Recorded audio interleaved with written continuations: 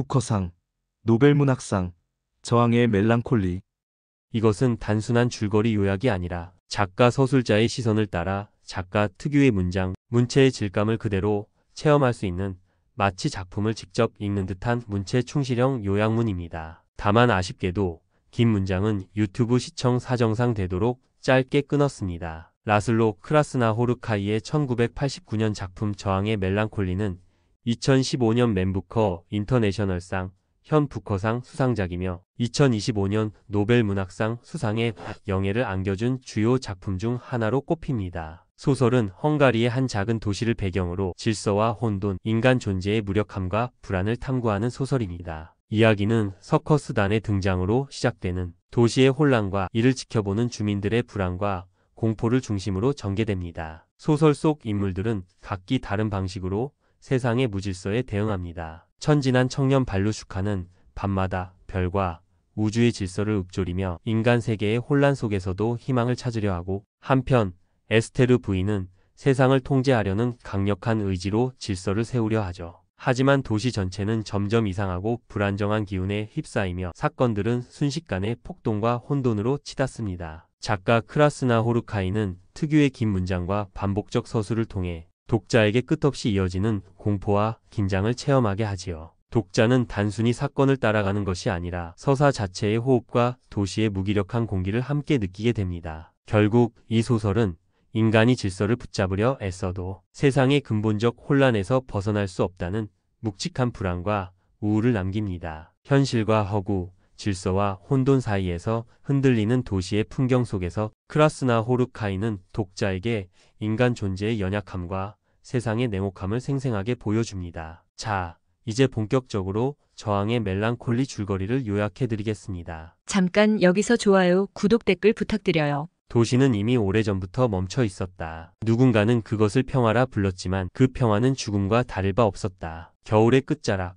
먼지와 냄새와 습기가 뒤엉킨 공기 속에서 사람들은 그들의 무기력한 일상을 끌고 다녔다. 하루는 전날과 같았고 전날은 또 그 전날의 그림자에 불과했다. 기차역에서는 언제나 같은 시각에 같은 기차가 들어왔고 우체국의 종은 변함없이 울렸으며 가로등은 해질 무렵 같은 속도로 어두워졌다. 그곳은 이미 살아있는 도시가 아니라 스스로의 죽음을 반복 재생하는 거대한 유령의 마을 같았다. 그 도시의 중심에는 늙은 음악가 에스테르 남작이 있었다. 그는 예전엔 세상을 이해하려 했으나 이제는 그 이해 불가능함 속에서 자포자기의 평화를 찾은 듯 보였다. 그의 집은 오래된 악보와 먼지로 뒤덮여 있었고 그는 그 안에서 아무것도 하지 않았다. 그는 세상이 더 이상 움직이지 않는다고 믿었고 인간의 의지는 아무것도 바꾸지 못한다고 생각했다. 그러나 바로 그 옆방에서 그의 아내 에스테르 부인은 전혀 다른 생각을 품고 있었다. 그녀는 세상이 무너졌다고 느꼈고 그 무너진 틈새에서 다시 질서를 세워야 한다는 사명감을 가지고 있었다. 그녀는 남편의 냉소를 경멸했다. 그가 모든 것은 헛되다라고 말할 때마다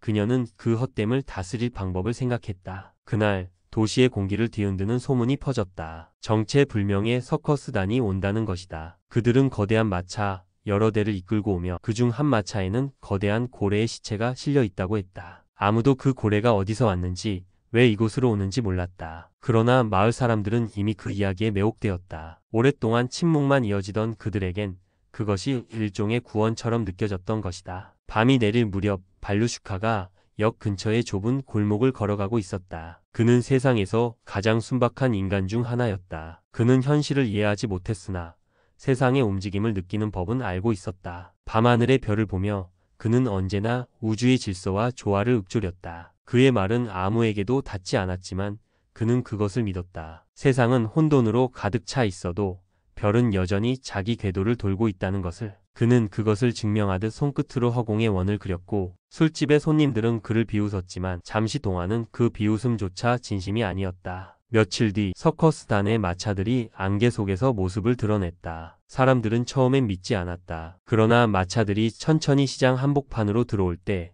그들은 모두 길가에 멈춰 섰다. 거대한 천막이 세워졌고 그 안에 숨겨진 거대한 존재의 냄새가 공기를 가르며 스며들었다. 고래였다. 캠퍼스 천 아래에서 흘러나오는 썩은 피 냄새가 코끝을 찔렀고 사람들은 그 냄새를 맡으며 눈을 떼지 못했다. 아이들은 울었고 개들은 짖었다. 그러나 사람들은 그 불쾌한 냄새 속에서 오히려 기이한 흥분을 느꼈다. 그것은 오랫동안 정체된 삶 속에 들어온 유일한 변덕, 유일한 변화였다. 발루슈카는 그 고래 앞에서 한참을 서 있었다. 그는 그것이 단순한 동물의 시체가 아니라 세상이 보내는 신호라고 느꼈다. 고래는 거대했고 무거웠으며 아무 말도 하지 않았다. 그 침묵은 도시 전체를 잠식했다. 사람들은 낮에도 고래에 대해 이야기했고 밤에도 그 냄새 속에서 잠들었다. 그들은 그것이 세상의 끝을 의미하는지 새로운 시작을 알리는 것인지 알 수 없었다. 단지 뭔가가 오고 있다는 사실만은 분명했다. 며칠 후 불안이 시작되었다. 서커스단의 정체를 두고 소문이 퍼졌고 누군가는 그들이 악마의 무리라고 했다. 누군가는 그들이 혁명의 전조라 말했다. 그 혼란 속에서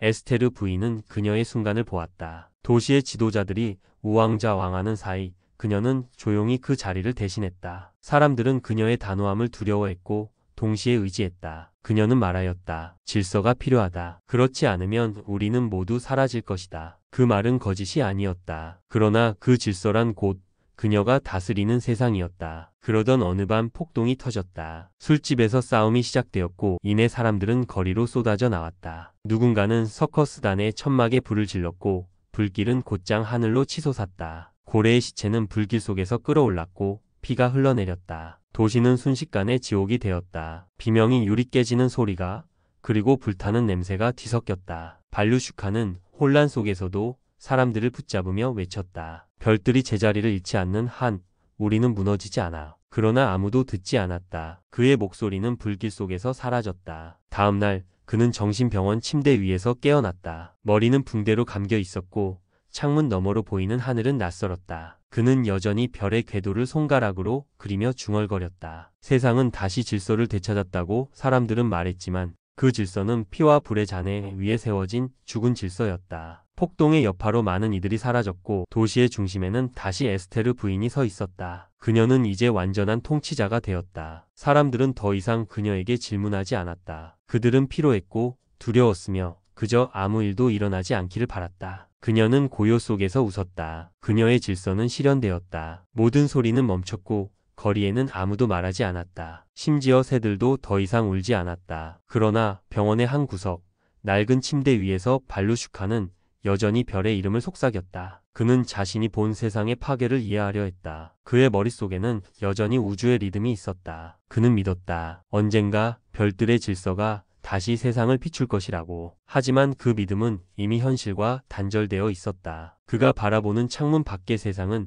더 이상 움직이지 않았다. 그리하여 도시는 다시 침묵했다. 고래의 냄새는 사라졌고 서커스단의 흔적도 지워졌다. 남은 것은 무겁게 눌린 공기와 표면만 정돈된 질서의 그림자였다. 모든 것이 제자리에 돌아간 듯 보였지만 그 제자리란 곧 영원히 멈춘 시간의 감옥이었다. 그리고 그 속에서 에스테르 부인은 마침내 확신했다. 세상은 다시 그녀의 것이 되었고 아무도 반항하지 않았다. 그러나 그녀는 깨닫지 못했다. 그 완벽한 침묵의 중심에서 세상은 이미 완전히 썩어 있었다. 끝. 감사합니다. 좋아요, 구독, 댓글 부탁드려요.